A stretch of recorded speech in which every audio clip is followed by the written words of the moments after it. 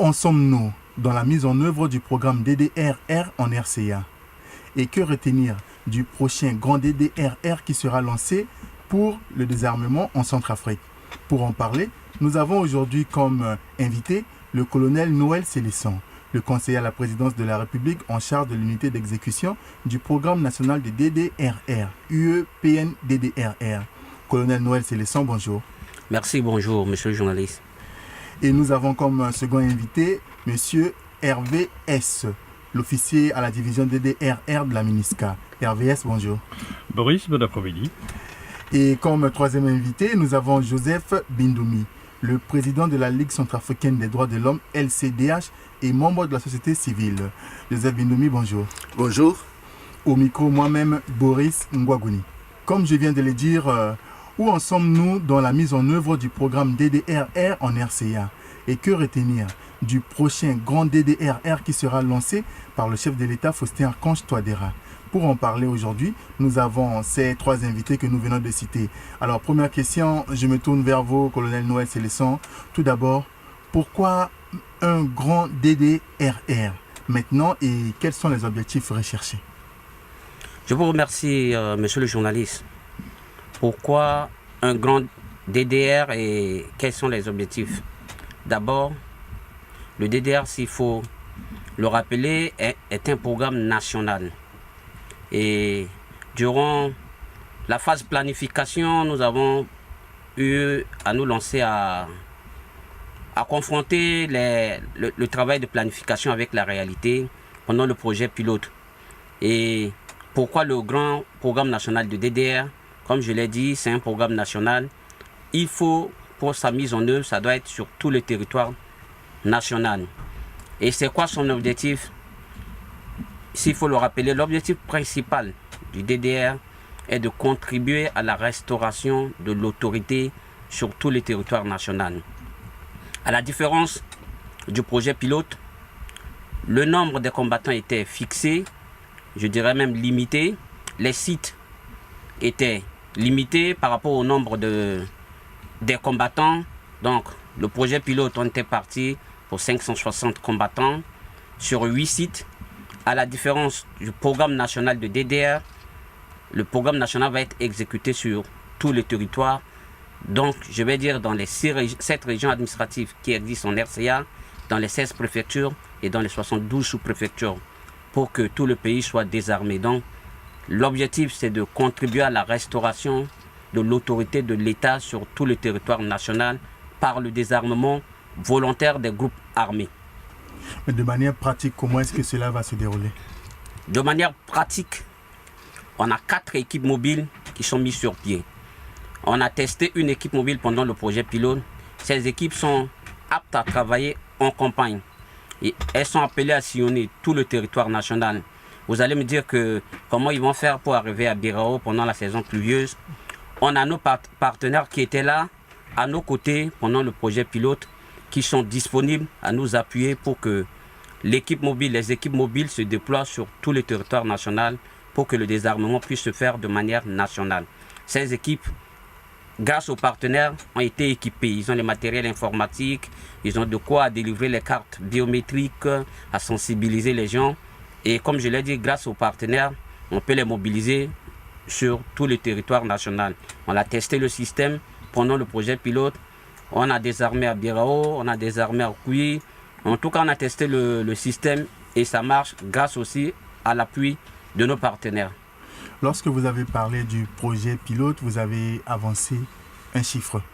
Même si vous n'avez pas encore les chiffres exacts, mais au moins approximativement, combien d'ex-combattants ou bien combien d'hommes armés espérez-vous ou bien comptez-vous désarmer dans le cadre du grand DDRR? Dans le cadre du grand DDR, qu'est-ce qu'on attend comme effectif du côté des combattants? Les premières estimations qui ont été faites en 2015, nous partons pour un nombre de 7000 combattants. De ces 7000, il faut enlever les 1500 personnes vulnérables, les 500 combattants étrangers. On a 5000 combattants éligibles au DDR. D'aucuns vont nous dire que le chiffre qu'on donne ici c'est peu, certains vont nous dire aussi c'est trop, mais ça reste les premiers chiffres qui sont à notre disposition. Une fois que le programme va être lancé, quitte à ce qu'on mobilise les ressources par la suite, les ressources supplémentaires, s'il venait à arriver qu'on se retrouve avec plus d'effectifs. Mais pour le moment, les premiers chiffres qu'on a, depuis 2015, qu'on va travailler à base, c'est les 5 000. Et c'est grâce à 5 000 qu'on a fait les plaidoyers pour avoir les moyens qui sont disponibles pour le moment, qu'il s'agit des kits, des démobilisés, de tout le processus. C'est grâce à ces kits. Mais comme je l'ai dit, ce n'est pas figé sur le terrain. S'il arrive que d'autres combattants se retrouvent avec 10 000, 20 000 combattants, on peut toutefois, avec l'appui de nos partenaires, mobiliser des ressources additionnelles pour continuer le programme. Alors, dans le cadre de la mise en œuvre du programme DDR, vous avez travaillé conjointement avec la MINUSCA. Mais avant de passer la parole à RVS, j'aimerais quand même savoir, il y a eu plusieurs tentatives bien avant le grand DDRR. Quelle sera la particularité de ce grand DDRR? Je vous remercie. La particularité du programme national de DDR. D'abord, s'il faut le rappeler, tout le DDR, c'est l'application de l'accord qui a été signé au forum de Bangui. D'abord, s'il faut encore remonter plus loin, le forum de Bangui n'est pas autre chose que les résultats des consultations populaires à la base. Qu'est-ce que les Centrafricains ont dit là-bas? Il faut mettre en place rapidement un programme national de DDR pour désarmer tous les groupes armés.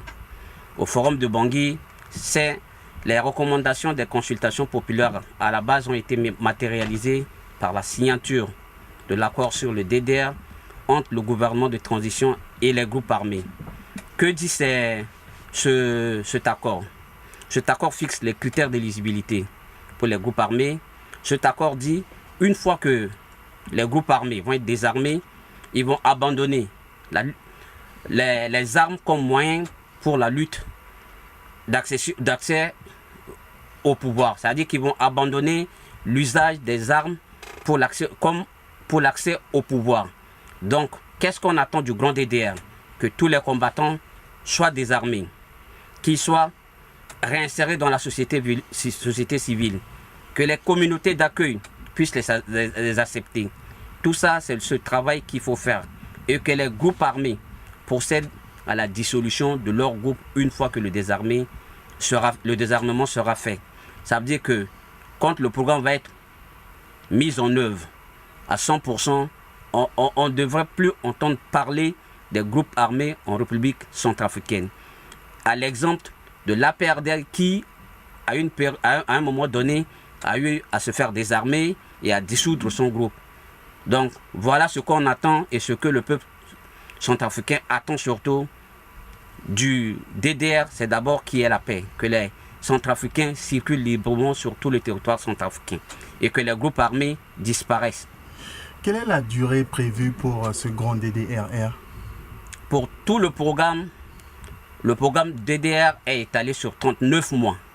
39 mois, 6 mois de désarmement et démobilisation, 3 mois de réinsertion et 30 mois de réintégration socio-économique.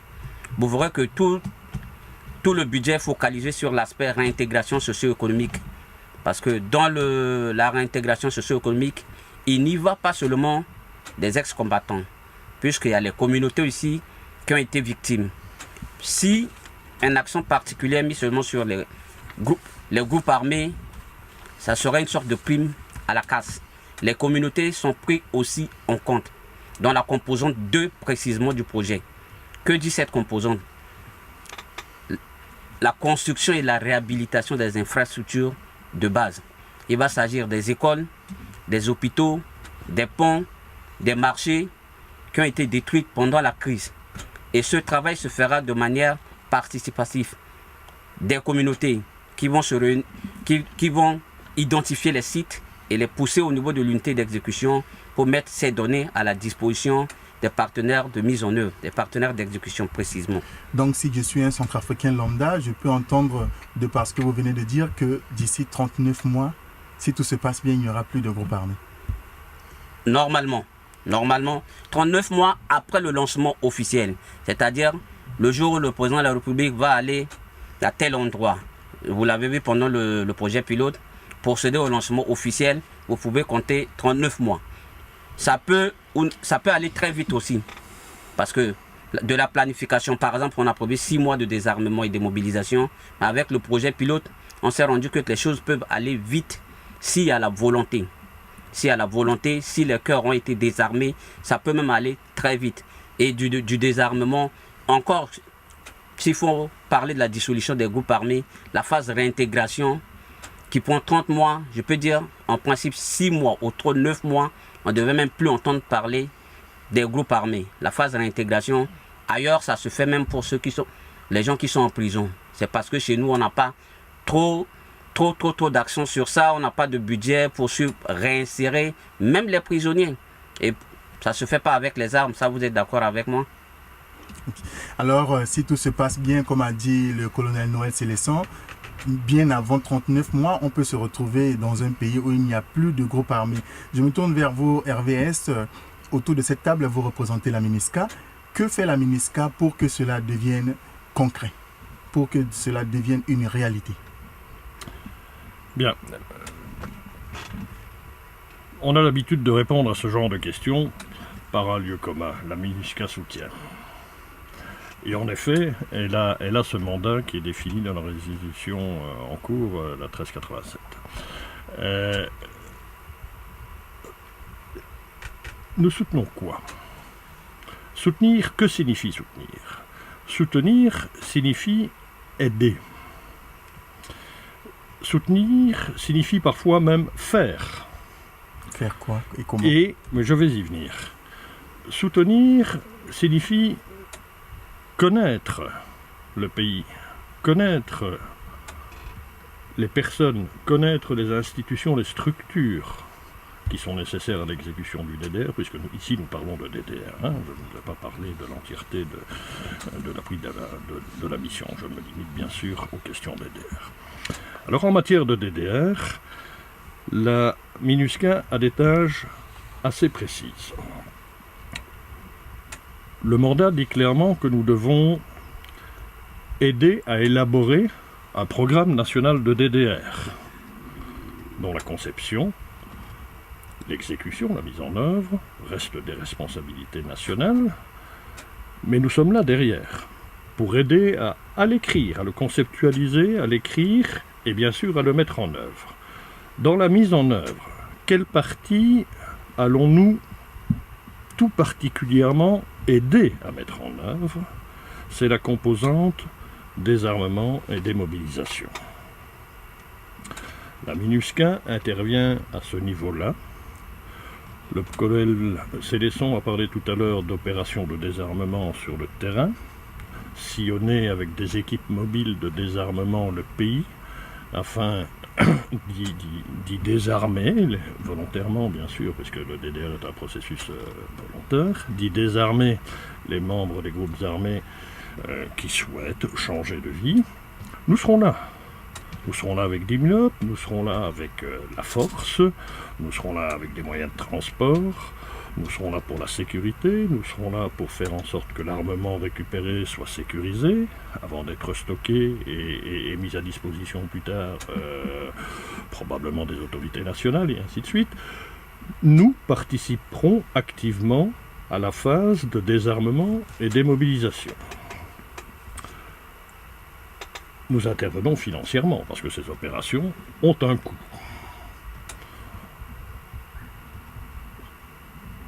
Je ne vais pas rentrer dans le détail du budget, mais en ce qui concerne la composante désarmement, on parle d'un peu plus de 2 millions de dollars.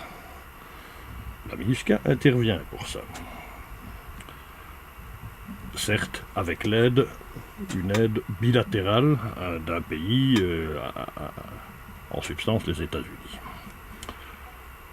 Nous interviendrons également dans ce que l'on appelle cette courte phase de réinsertion, à ne pas confondre avec la réintégration socio-économique et communautaire dont parlait le colonel tout à l'heure, cette courte phase de réinsertion qui correspond au temps prévu entre le moment où l'ex-combattant est formellement démobilisé, change de statut aux yeux de tous, et ça c'est un acte de l'État, que de dire ce combattant n'est plus un membre rebelle d'un groupe armé, mais est maintenant de nouveau un citoyen à part entière, et tout cela sera concrétisé, je vais dire, par une carte d'enregistrement. À partir de ce moment-là, jusqu'au moment où le combattant, l'ex-combattant démobilisé rentre effectivement dans un processus de réintégration socio-économique et communautaire, c'est ce qu'on appelle la phase de réinsertion. Là, la subsistance du combattant sera assurée en partie par la MINUSCA financièrement et également par des programmes de cohésion sociale. Nous parlerons du programme CVR et autres programmes qui sont à côté. Mais dites-nous déjà, qu'est-ce que cette collaboration a déjà donné comme fruit à ce jour? Alors, jusqu'à présent, la MINUSCA n'a pas été active en termes de DDR au sens large dans le pays, loin s'en faut, puisque depuis 2015, nous avons lancé, dès avant les élections, et d'ailleurs en préparation de la sécurisation des élections, entre autres, ce que l'on a appelé le pré-DDR. Pré-DDR qui a permis aux combattants volontaires qui souhaitaient commencer ce changement de vie a offert une porte de sortie à ces combattants. Ça a concerné quand même plus de 4000 personnes dans le pays, 4300. Ce pré-DDR s'est ensuite transformé en... Désolé de devoir en parler maintenant, mais s'est transformé en programme ou en activité de réduction de violence communautaire, ou CVR, et c'est ce que nous continuons à faire pour le moment. Donc nous avons commencé, avant la lettre du grand programme de DDR, tel que vous le qualifiez, nous avons déjà commencé à préparer le terrain pour l'exécution de ce grand programme de DDR, avec le pré-DDR, et les activités relatives à la réduction de violences communautaires. Je trouve à ce stade important de souligner la complémentarité entre ce que vous qualifiez de grand programme de DDRR et que moi j'ai l'habitude d'appeler programme national de DDRRR, PNDDR, et la réduction de violences communautaires. Je ne sais pas si vous avez noté tout à l'heure, mais le colonel a fait allusion à l'éligibilité du combattant. C'est une notion très importante à retenir et qui découle directement de l'accord signé le 10 mai 2015 à l'issue du forum de Bangui par les groupes armés. Cette éligibilité définit deux pistes pour le candidat au changement. S'il est éligible au programme national de DDR, qui est l'objet du débat là maintenant, il doit, pour être éligible, remettre une arme de guerre. Je dis bien une arme de guerre. Et j'insiste sur le terme, je ne parle pas d'une arme automatique, ça peut être une arme coup par coup, mais ça doit être une arme de guerre. C'est très important de comprendre ça. Et en plus, sa propre condition de combattant doit être certifié par la hiérarchie de son groupe armé, à travers l'établissement de listes de personnes éligibles. Les non-éligibles, je voudrais terminer, je vous rendrai la parole, les non-éligibles seront, eux, plus orientés vers la réduction de violences communautaires dont nous parlerons plus tard. Alors, parmi les réalisations dans le cadre du programme DDR en RCA, il y a le DDR pilote dont a parlé le ministre Noël Célestin.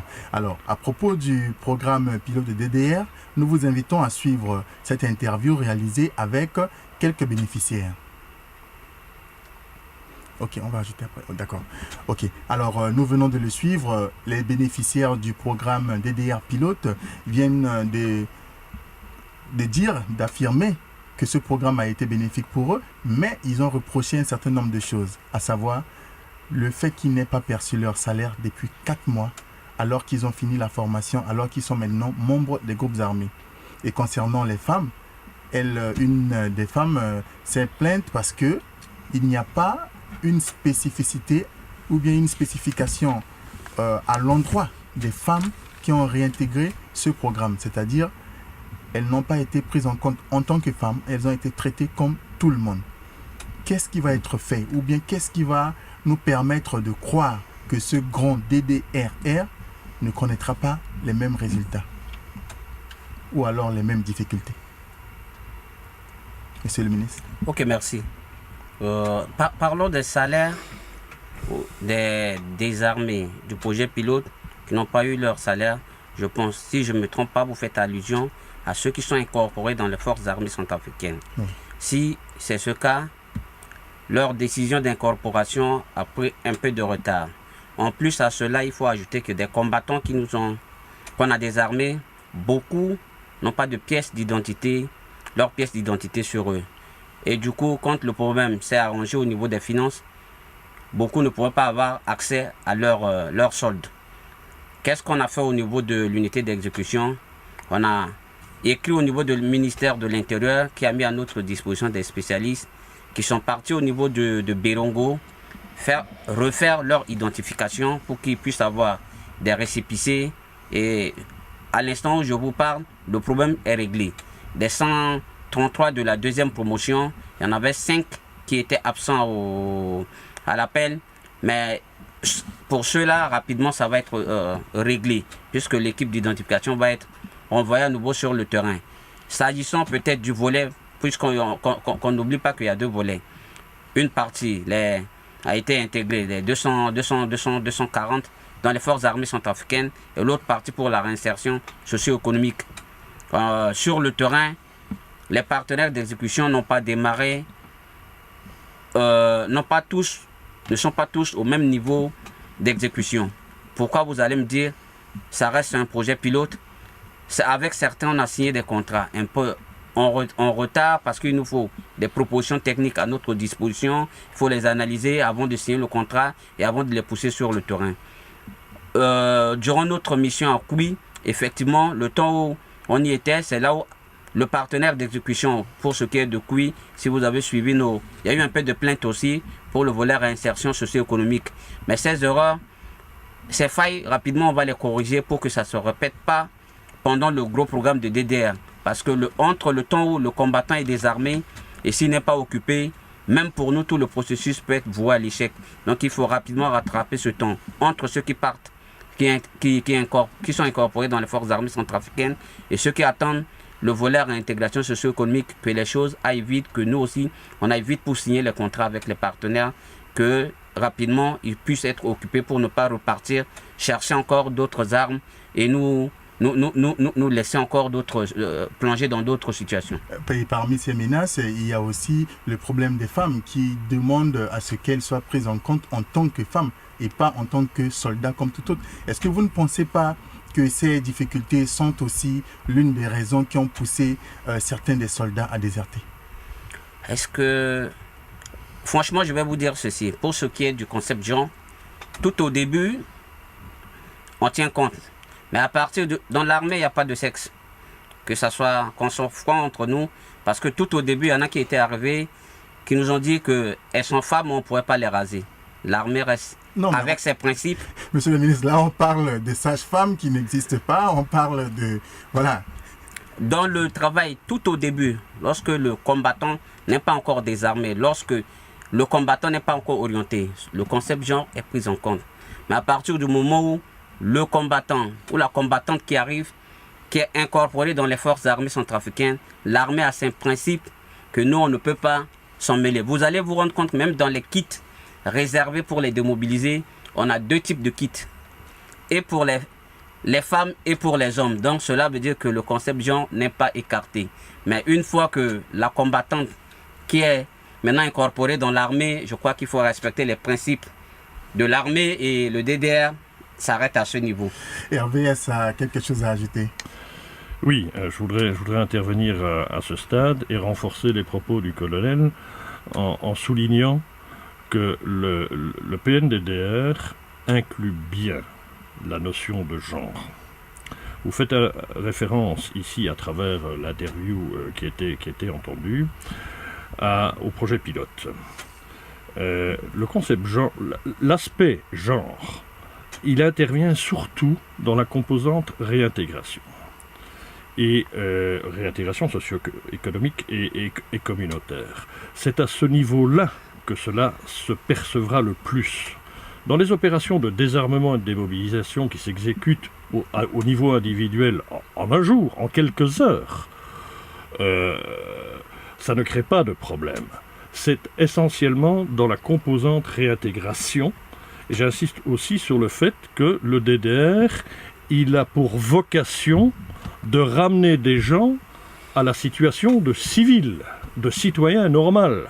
Il n'a pas pour vocation de faire intégrer des démobilisés dans un corps en uniforme quelconque de l'État centrafricain. L'objectif, c'est de refaire des citoyens normaux.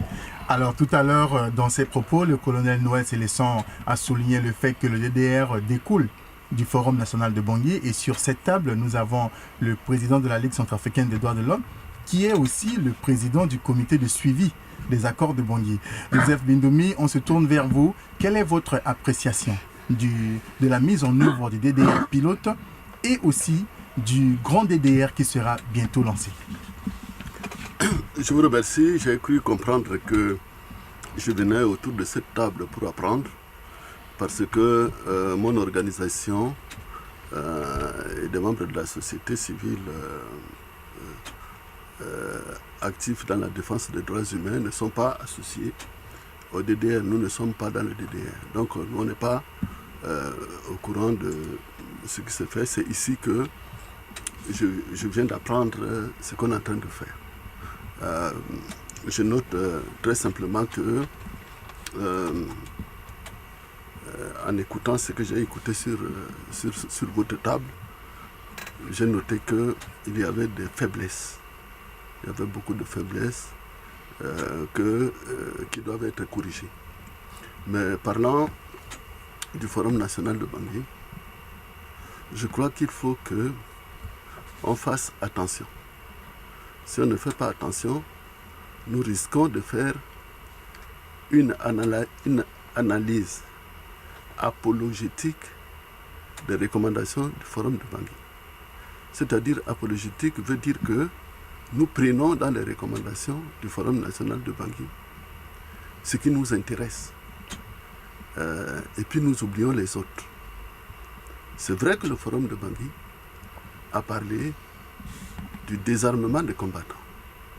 Mais avant d'arriver au désarmement des combattants, le Forum de Bangui a signé plusieurs documents. Ils sont rentrés dans les recommandations, à savoir la cessation immédiate des combats, cessation des combats par les belligérants qui ont signé les accords de cessation des hostilités. Et ça, c'est depuis 2015, au mois de mai 2015, la cessation des combats, le règlement par les voies pacifiques des différends qui peuvent naître entre les Centrafricains.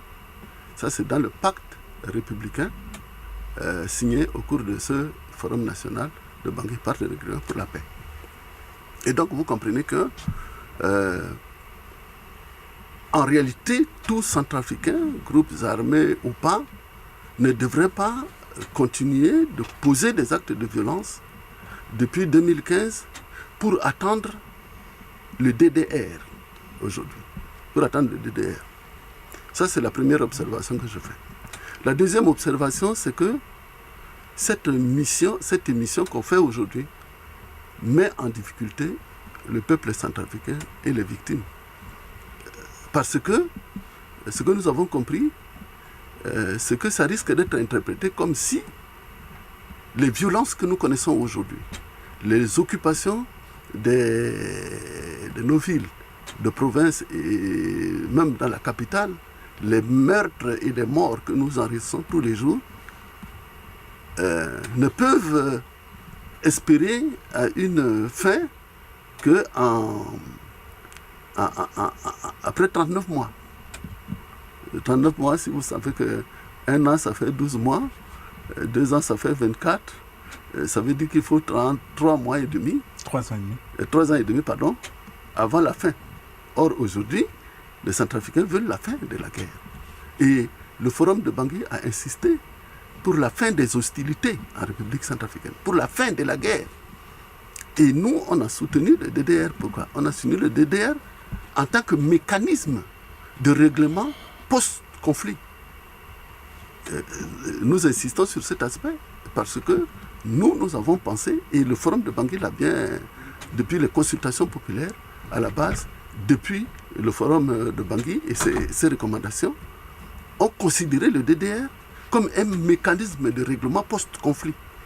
C'est-à-dire que les personnes ont cessé de se battre, et lorsque ces personnes ont cessé de se battre, à partir de ce moment-là, qu'est-ce qu'on fait des gens qui se sont battus en termes de prisonniers de guerre, en termes de matériel de guerre, en termes de réinsertion des gens qui ont annoncé qu'ils ne veulent plus continuer de se battre.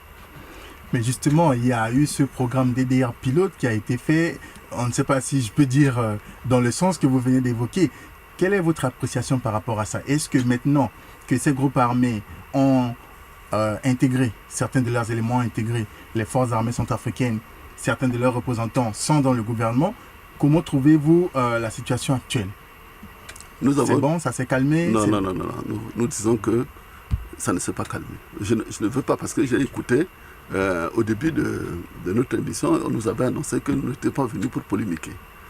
Donc nous ici, nous ne sommes pas venus pour polémiquer, parce qu'en fait, nous avons une vision de ce qui se passe en République centrafricaine, de la fin de la guerre en République centrafricaine. Et nous avons pensé qu'il y avait des actes politiques qui peuvent amener à mettre fin à la violence. Mais nous avons pensé que les actes politiques qui peuvent permettre d'arriver à la fin de la violence n'étaient pas systématiquement le DDR. Parce qu'en fait, aujourd'hui, quand on va à la radio, quand on va à la télé, on dit aux gens, vous pouvez être tranquille, il y a une première phase de DDR avec 500 combattants qui sont démobilisés. Vous allez voir, dans 39 mois, la République centrafricaine sera le pays le plus paisible d'Afrique. Nous, on dit que c'est une tromperie. Et la MINUSCA n'a pas besoin de rentrer dans cette tromperie. Et puis, nous avons encouragé aussi le gouvernement à ne pas entrer dans une chose qui ressemble un peu à une manière d'endormir le peuple pour continuer à laisser le peuple souffrir. Nous avons dit au gouvernement quoi? Nous avons dit au gouvernement, très bien, ce mécanisme-là, on a essayé dans beaucoup de pays. En Angola, on continue avec le DDR aujourd'hui. Ce n'est pas fini. Au Tchad, qui a connu la guerre avec nous, comme nous, pardon, même plus que nous, aujourd'hui n'a pas réglé le problème de son DDR, c'est pas terminé. Vous comprenez, le Congo, avec la guerre entre Denis Sassou Nguesso et Lissouba, le désarmement, de mobilisation n'est pas terminé. Vous voulez que je cite quel pays? La Côte d'Ivoire, qui a connu des violences aussi graves, le désarmement n'est pas terminé. Et nous disons quoi? Nous disons que un mécanisme reste un mécanisme. On peut continuer de rechercher comment on peut récupérer les armes entre les belligérants, mais en même temps, nous ne devons pas annoncer au peuple centrafricain que c'est après avoir récupéré quelques armes entre les mains des gouvernements, des combattants, que tout sera terminé. Mais à la lecture des recommandations du Forum national de Bangui, que pouvez-vous dire par rapport au lancement prochain du grand DDR? Parce que là, vous venez de suivre le ministre Noël Célestin, vous venez de suivre RVS. Nous avons, je ne vous laisse pas terminer cette question, nous avons toujours dit aux gens qu'il ne faut pas, confondre un mécanisme et un engagement politique. Il ne faut pas confondre. Un mécanisme, c'est un mécanisme qui vient traiter une question pour régler une situation passée. Aujourd'hui, la guerre n'est pas dans le passé. Vous comprenez? Donc, le forum de Bangui a dit quoi? Le forum de Bangui a dit les consultations populaires à la base, cessons de nous battre, cessons de continuer de prendre des armes. Cessons, s'il y a des étrangers qui sont venus chez nous, mettons tout en œuvre pour que ces étrangers-là quittent notre pays. Mais malheureusement, on continue de recevoir Bambari, on continue de recevoir Bria, on continue de recevoir Krabanto. Et puis, moi, je suis agacé, je vous le dis comme ça entre nous, lorsque, autour d'une table, je vois un représentant du gouvernement, autour d'une table, quand on nous dit que la première phase pilote a bien réussi, que la grande phase DDR va être un succès, au même moment, alors que, au même moment, la première phase pilote a enregistré au cours de son exécution des violences de Kaka Bandoro. Au cours de son exécution, les violences de Bambari. Lorsque les forces armées centrafricaines ont été attaquées à Bambari, c'était dans cette phase pilote. A enregistré des violences. Donc il faut qu'on dise, autant nous avons eu 500 combattants qui ont été démobilisés, mais ça n'a rien changé. La violence a continué. Alors, colonel Noël Célestin, Joseph Bindoumi vient de parler de Bambari, de Kaga Bandoro, qui ne sont pas des villes de l'Ouest. Pourtant, pour lancer le grand DDR, vous avez choisi le secteur Ouest. Le pourquoi de ce choix? Je reviens un peu sur les propos du président de la Ligue centrafricaine des droits de l'homme. Nous sommes tous d'accord que le DDR reste un mécanisme. Et pour réussir le DDR, il y a les aspects, les dimensions politiques, techniques et financières.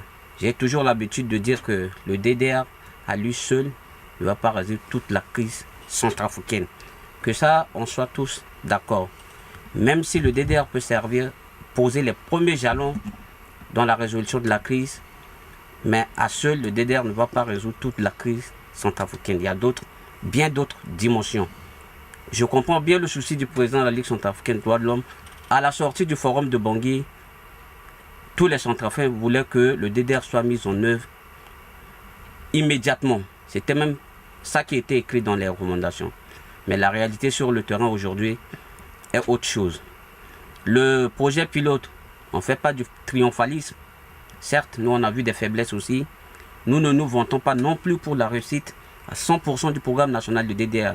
Mais tout ce qu'on souhaite, c'est tout ce que le peuple centrafricain souhaite aussi, que le DDR puisse être mis en œuvre le plus vite possible pour que le centrafricain respire. Quand je dis 39 mois, le président de la Ligue centrafricaine a dit presque la même chose. Parce que le combattant qui va être désarmé, il faut bien un travail de suivi. Vous voyez tout le programme, le désarmement, démobilisation, c'est, on dit 6 mois. Mais M. S l'a dit ici, ça peut être en un jour. On peut définir de désarmer tout un groupe. Mais c'est ce travail de suivi. Il faut que les gens soient formés, il faut que... C'est ce travail de changement de mentalité. Mais si ça tient qu'au désarmement, ben, on l'a vu pendant le projet pilote. En une semaine, on peut finir de tout le désarmement. Mais c'est toute la... Et c'est le souhait du peuple centrafricain que rapidement les armes se taisent, que les centrafricains circulent. Et c'est notre grand souci aussi à nous au niveau de l'unité d'exécution. Et je pense que même au niveau de la MINUSCA nous soutient aussi dans ce sens. On enlève, une fois que les armes sont levées, toute la suite, la réintégration, on peut le faire à tout moment. Et le président, la Ligue l'a bien dit aussi, dans d'autres pays, on continue aujourd'hui encore à part. Parce qu'il y a beaucoup d'autres dimensions. Dimension technique, on s'en va, on s'entend avec les gens pour enlever les armes. Une fois que les armes sont enlevées, il faut qu'il y ait aussi un travail de suivi pour l'ex-combattant. Alors le choix de l'Ouest, alors qu'il y a beaucoup plus d'enjeux au centre et à l'Est. Il y a beaucoup d'enjeux et comme je l'ai dit, le DDR à lui seul ne va pas résoudre toute la crise centrafricaine. Pourquoi l'Ouest? Pourquoi pas l'Est? Pourquoi pas le centre? Les instructions que nous on a reçues, vous savez, le DDR reste encore volontaire. Le désarmement est volontaire. Les dernières instructions qu'on a reçues au comité stratégique, c'est de démarrer avec les groupes armés qui sont prêts. Puisqu'on ne fait pas le DDR, nous, à notre niveau, avec les armes. Maintenant, vous allez me dire, qu'est-ce que vous allez faire des autres régions ou bien des autres groupes armés qui ne sont pas encore favorables ou bien qui n'acceptent pas encore le DDR. On ne fait pas, comme je l'ai dit, le DDR est volontaire. On ne fait pas le DDR pour que nous, on vient, le temps de partir, on continue encore à tirer sur les gens. On fait le DDR pour contribuer à la restauration de l'autorité de l'État. C'est-à-dire, après le DDR, le préfet doit être tranquille pour faire son travail. Après le DDR, le magistrat, sur tous les territoires centrafricains, doit rester là, dans son bureau, pour tenir les audiences. Sinon, ça sera faire pour faire. Et les groupes armés, pour l'instant, qui sont disponibles, sont plus ceux qui sont à l'ouest. Donc, pour le moment, nous avons reçu mandat de démarrer avec ceux qui sont prêts. Et pourquoi? Certainement, quand on va démarrer avec les autres, puisque le DDR, je l'ai dit, dans toutes ses composantes, ne concerne pas que les combattants. Le DDR concerne aussi les communautés d'accueil. Je l'ai dit, il va s'agir des ponts, des écoles, des hôpitaux à construire ou à réhabiliter. Et nous partons dans cette logique que de cette manière, cela pourra créer une autre dynamique du côté là où les gens sont encore réticents. Je le dis pourquoi? Parce que tous les groupes armés ont comme leitmotiv, il n'y a pas d'école, il n'y a pas de route, il n'y a pas d'hôpitaux, et nous on remplace les structures de l'État. Et nous, ce travail va permettre aux gens que le DDR, ce n'est pas seulement les combattants. C'est les communautés qui ont été victimes, c'est les hôpitaux qui vont être reconstruits, c'est les écoles, c'est les ponts, et cela pourra amener les autres à s'engager dans le processus. Voilà, je peux m'arrêter là par rapport à votre question. Je me tourne vers vos RVS. Vous appuyez le gouvernement dans la mise en œuvre de ce programme DDR. Quelle garantie pouvons-nous avoir de la sincérité de ces groupes armés une fois le programme DDR, le grand DDR est lancé? Est-ce qu'il y aura une appui peut-être de la part des casques bleus aussi prévu à cet effet? Je répondrai finalement en 2 points. Le premier point en faisant référence aux propos de M. Bindoumi, qui sont pleinement justifiés. Nous sommes tous d'accord. Le DDR n'est pas un instrument de première ligne pour la résolution des conflits. Nous sommes bien d'accord, M. Bindoumi. Nous en sommes très conscients. Nous en sommes très très conscients. Ce qui signifie que ce n'est qu'un instrument parmi d'autres et ce n'est pas celui à mettre en première ligne. Donc il y a d'autres mesures qui doivent être prises, mais ce n'est pas l'objet du débat aujourd'hui. Mais indirectement, j'aborde le premier point à votre question, Boris. Le DDR, ça fait partie d'un processus politique. C'est un processus très technique dans son exécution, mais ça fait partie d'un processus politique. M. Bindoumi a cité tout à l'heure quelques pays aux alentours, dans la sous-région, pointant que des processus DDR y étaient toujours en cours. On aurait pu citer des pays où les processus DDR ont été des succès et sont achevés. Mais c'est plus en Afrique de l'Ouest, par exemple, je pense à la Sierra Leone ou au Libéria. 20 ans après. Là où ces processus ont vraiment un impact positif, on s'aperçoit que ces processus sont basés sur un accord politique. C'est peut-être que je ne veux pas définir ici, bien sûr. Ce n'est pas à moi de le faire, mais ça fait partie d'un processus. Il faut une assise politique pour l'exécution technique d'un DDR. Et donc, là, ça concerne les groupes armés. Il faut qu'ils rentrent dans ce processus.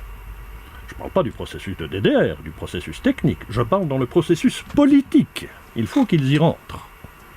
S'ils n'y rentrent pas, il y a peu de chances, en effet, que le mécanisme, pour reprendre le mot de M. Bindoumi, le mécanisme technique du DDR ait des effets durables. Le deuxième point de ma réponse, il est lié à la condition humaine. Est-ce que la certitude appartient à l'homme? Non. Non. Il y a toujours un degré d'incertitude, bien sûr.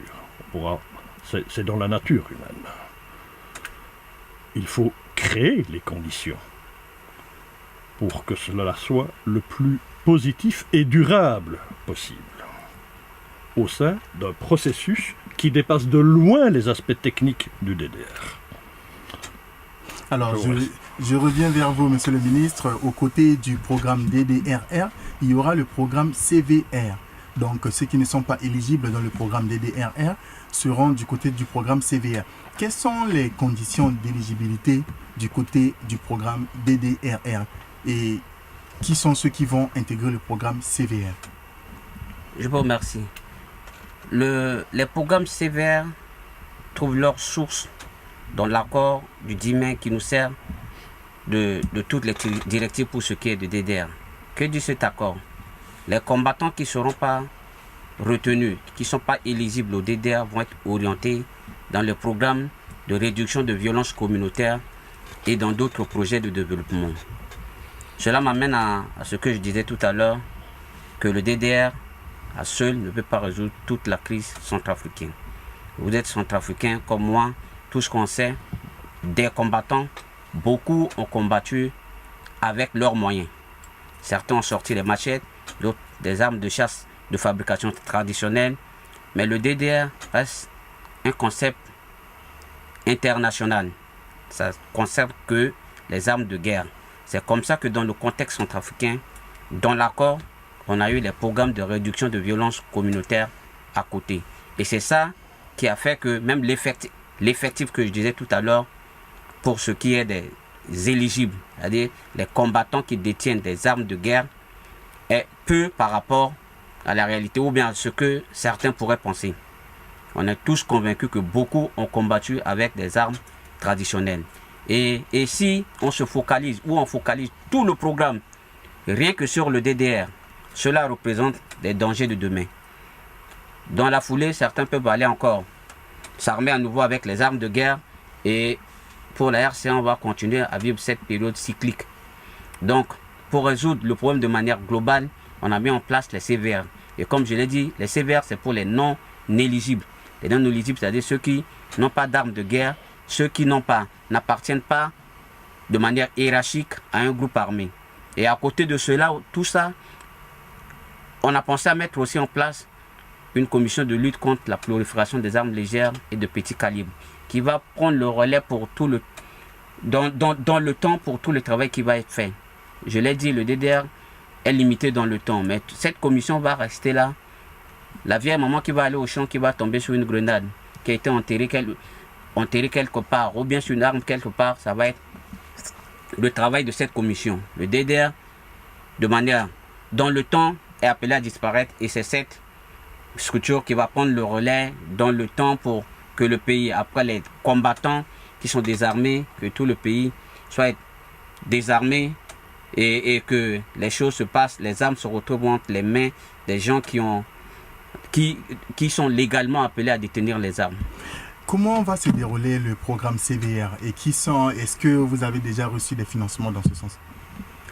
Jusque-là, les financements pour les CVR sont à la charge de la MINUSCA pour le moment. Au fur et à mesure qu'on avance dans le programme DDR, on est avec les partenaires en train de mettre en place, de faire des plaidoyers pour que les ressources puissent être mises à la disposition de l'unité d'exécution pour que les CVR puissent, que l'État centrafricain récupère le leadership, puisqu'il faut éviter qu'il y ait des doublons sur le terrain.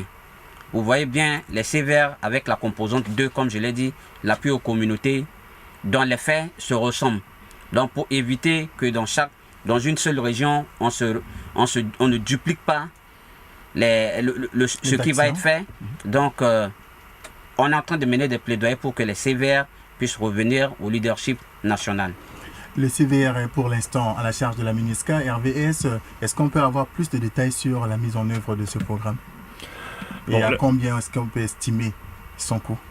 Alors, les CVR, ils existent déjà. Il faut comprendre ça. Hein. Nous sommes déjà, depuis 2017, pleinement engagés à la section DDR de la MINUSCA dans l'exécution de projets CVR. Ça existe où pour le moment? Ça existe à Bria, ça existe à Bangassou, ça existe à Bambari, ça existe à Kagabandoro, ça existe à Pawa, ça existe à Bouar et à Berberati. Et au moment où je vous parle, en cette fin de mois de juillet, qui correspond d'ailleurs à la fin d'un arrangement administratif avec certains partenaires de mise en œuvre, ça concerne 7000 personnes. C'est pas rien, qui s'ajoute aux 4300 du pré-DDR que j'ai mentionné tout à l'heure. Et ça va continuer à exister, mais ça va se raccrocher au PNDDR dès qu'il sera lancé. En termes financiers, c'est beaucoup d'argent. C'est beaucoup d'argent, c'est de l'argent qui vient pour le moment de différentes sources. Il y a de l'argent qui vient directement de la MINUSCA ou du département de maintien de la paix des Nations Unies. ça fait partie du budget que la MINUSCA reçoit chaque année. Il y a de l'argent qui vient du fonds de maintien, du maintien de la paix, ou du soutien de la paix, le PBSO, et il y a de l'argent de bailleurs bilatéraux. Les Américains soutiennent également. La mise en œuvre, elle se fait soit directement par la section DDR, assistée par l'UNOPS, soit elle peut se faire avec des partenaires de mise en œuvre avec lesquels nous passons des contrats, tels que l'Organisation internationale de migration. Ou bien maintenant, et c'est le cas en tout cas pour le pays, avec certaines ONG internationales, je ne vais pas mentionner laquelle. Mais c'est le futur. Alors, bien sûr, quand on regarde la situation du pays avec les 14 groupes armés reconnus, et cette catégorisation en éligibles, c'est-à-dire détenteurs d'armes de guerre, et certifiés membres d'un des 14 groupes armés, et les non éligibles sont beaucoup plus nombreux. Donc les besoins en matière de réduction de violence communautaire sont finalement énormes. Je ne vais pas citer le chiffre maintenant et se lancer dans une polémique sur les chiffres. Elle ne résoudra pas le problème. Je veux juste attirer l'attention sur l'importance des programmes de CVR, qui sont en fait des programmes de stabilisation. Il faut bien comprendre, pas de développement, mais des programmes de stabilisation. Au même titre d'ailleurs que la réintégration socio-économique et communautaire du programme national de DDR. Donc c'est important. Ça se fait déjà, ça va continuer à se faire. À partir du 1er août, la semaine prochaine, normalement, un nouveau cycle, exclusivement sur budget MINUSCA, devrait commencer et qui va concerner 4000 bénéficiaires supplémentaires pour certaines zones dans le pays. Plus un bon millier, rien sur Bangui également. Ça va continuer. Et d'autres partenaires vont intervenir. Pour ne pas les citer, je pense que l'Union européenne et la Banque mondiale vont intervenir pour soutenir ce volet de réduction de violence communautaire. Et c'est une excellente chose.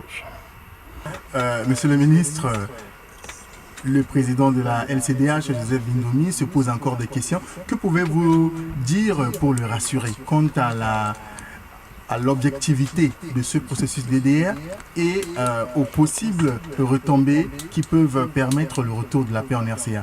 Je peux aussi ajouter comme quoi vous revenez justement de l'Ouest où vous avez même échangé avec Sidiki. Merci, monsieur le journaliste.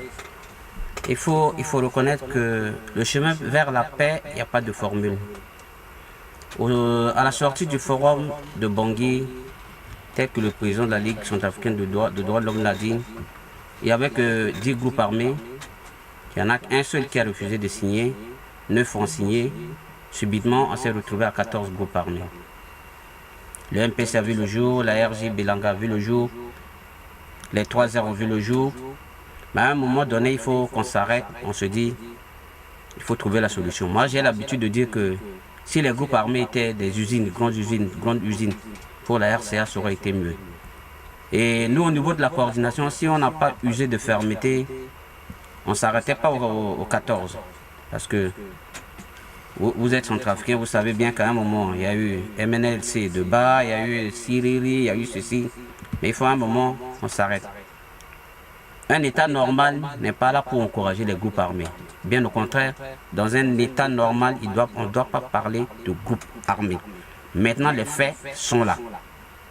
Ne pas partir à l'ouest, attendre que les groupes armés nous donnent le tempo pendant que c'est calme à l'ouest. En tant que centrafricain, on peut se poser cette question. On attend qu'au nord, les gens disent ok, on est d'accord, pendant qu'il y a des projets de développement qui peuvent se mettre en place. Ça, centrafricain, on peut encore réfléchir. Des 3 heures, pourquoi on est parti vers les 3 heures? à partir du moment où ils siègent au niveau du comité consultatif et de suivi, ce même travail va être fait auprès de tous les groupes armés, je l'ai dit, pour jauger leur niveau d'adhésion et commencer le DDR. Vous êtes tous d'accord avec moi que si on attend que tous les groupes armés, ou que ceux qui sont réticents, qui donnent le tempo pour le DDR, on attendra peut-être jusqu'en 2022, peut-être qu'on ne le fera jamais. On ne le fera jamais alors qu'il y en a qui sont prêts, qui veulent s'en débarrasser, qui veulent changer de vie. Donc il faut bien qu'on avance avec ceux qui sont prêts pour qu'on avance. Parce que le DDR, c'est comme je l'ai dit, il n'y a pas que le combattant, il y a les communautés qui ont pris beaucoup de coups aussi, qui ont besoin que les infrastructures sociales de base puissent être réhabilitées ou construites à nouveau pour eux, à leur profit. Alors pour terminer, je me tourne vers vous, RVS. Que peuvent espérer les Centrafricains comme changement dans leur vie par rapport à l'appui de la MINUSCA dans la mise en œuvre tant du programme DDR que du programme CVR? Attendez. Est-ce que vous pouvez reformuler votre question? Parce que vous êtes en train de me demander... La MINUSCA est en train d'appuyer le processus DDR et CVR. Donc, c'est justement pour arriver à un objectif. Cet objectif, quel changement est-ce qu'on peut espérer dans la vie des Centrafricains? Mais l'objectif, il est clair. C'est à travers l'appui multiforme, et pas seulement en DDR, l'appui multiforme de la MINUSCA, c'est d'aider au retour de conditions normales, stabilité et sécurité dans le pays, bien nécessaire pour le développement. Évidemment, c'est très idéaliste ce que je suis en train de dire. Le Centrafricain de la rue, il se demande comment sa vie va changer demain. Et il espère quelque chose pour demain ou après-demain, pas quelque chose pour le long terme, ce sera trop tard. Mais c'est ça. C'est ça. Maintenant, la MINUSCA, elle fait ce qu'elle peut. Et elle fait beaucoup. Mais elle n'est pas la seule à faire ou à devoir faire. Je pense que les Centrafricains ont aussi un rôle à jouer. On ne peut pas faire à la place de quelqu'un d'autre. Et donc, le citoyen centrafricain, les citoyens centrafricains, il faut aussi qu'ils s'engagent de manière volontariste, je dirais presque, j'espère avec optimisme, pour surpasser le pessimisme ambiant qui est trop souvent entretenu par divers groupes de pression. Il faut espérer et il faut avoir une vision plus positive de l'avenir. C'est à cette condition, avec l'aide de la MINUSCA, avec des forces de défense et de sécurité de plus en plus solides, reconstituées, républicaines, avec, et c'est aussi un mécanisme ça, avec le mécanisme du DDR, et ces deux composantes, PNDDR et CVR, avec tout ce qui se fait en matière, ou devra se faire en matière de développement, d'affaires sociales, d'éducation. J'ai utilisé le vocable multiforme. C'est ça qui va améliorer la vie des gens demain et après-demain. Peut-être pas de 100%, mais il faut que les gens se laissent convaincre et accompagnent. Si le pessimisme prévaut en permanence, bon, je sais pas, c'est peut-être pas la meilleure façon d'aborder les choses de la vie et un futur meilleur. Les partenaires appuient, mais les Centrafricains doivent aussi apporter leur contribution. Alors, Joseph Bindoumi, quel est votre mot de la fin, vous qui représentez la société civile autour de cette table, quant à la mise en œuvre du programme DDR et aussi l'appui, RVS vient de le dire, l'appui de la population pour la réussite de ce programme? J'ai cru comprendre dans ce débat que le DDR était une activité technique qui intervient comme en Sierra Leone après le conflit et non en cours de conflit. Mais Dieu merci, nous avons commencé alors que le conflit n'est pas terminé. Mais ce que moi je voudrais dire à l'intention de mes deux collègues autour de cette table, c'est de dire que lorsque dans une situation de solution de crise, on rend la situation élastique. On finit par, en tirant, créer d'autres situations qui interviennent en cours et qui rendent impossible l'exécution d'un programme.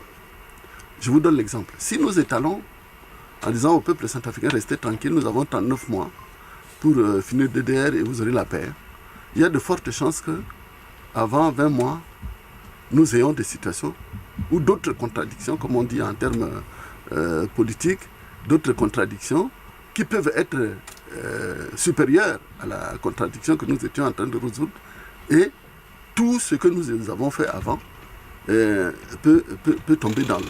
Et donc l'idée, en ce qui nous concerne, nous, sociétés civiles, c'est de dire, ne tirons pas trop sur des longs termes. Mettons le long terme dans l'exécution technique, mais cherchons la solution maintenant. Et nous pensons que ce soit le gouvernement de la République centrafricaine avec ses efforts, que ce soit la communauté internationale à travers la MINUSCA, nous devons nous accorder pour que nous disons unanimement, il faut mettre fin à cette guerre. Il faut mettre fin à la guerre. Et si nous mettons fin à la guerre, nous résolvons. Et nous craignons que, à force pour nous de tergiverser, et je dis ça, c'est vraiment un message que j'envoie au gouvernement, à force de tergiverser, si c'est le peuple qui prend la décision de dire je ne peux plus supporter, après tout ce que nous aurons fait sera pratiquement dans l'eau. Et parmi ces initiatives, il y a l'initiative de l'Union africaine pour la paix en RCA. Colonel Noël Célesson, pour terminer, quel est votre mot de la fin pour rassurer certains des Centrafricains qui peut-être ont encore des doutes sur la réussite du DDR? Je dirais ceci, le DDR est un défi, grand défi que la RCA est capable de relever. Et le DDR à lui seul ne peut pas résoudre toute la crise centrafricaine. Il faut qu'on le commence, il faut qu'on le termine le plus vite possible pour que le DDR puisse poser les premiers jalons à tout ce qui est dans la stabilisation de la République centrafricaine. Aux autres parties prenantes pour le DDR, je dirais de dépasser, parce qu'à un moment donné, même les partenaires commencent à hésiter de notre capacité en tant que Centrafricains à transcender la crise. C'est ce que certains appellent ici pessimistes dans l'avenir de la RCA, à transcender la crise. Et c'est de cette manière que les cœurs vont être désarmés et on pourrait désarmer les groupes armés, que les combattants peuvent retrouver leur place au sein de la société pour qu'on avance. Le DDR est un défi, il faut le mettre en place le plus vite possible pour que d'autres programmes puissent se mettre en place. Et c'est sur ces mots que prend fin le débat de ce jour, consacré à la mise en œuvre du programme DDR en RCA et au lancement prochain du grand DDR. Pour vous en parler, nos invités étaient Joseph Bindoumi, président de la Ligue centrafricaine des droits de l'homme et membre de la société civile. Joseph Bindoumi, je vous remercie d'avoir répondu à notre invitation. Je vous remercie.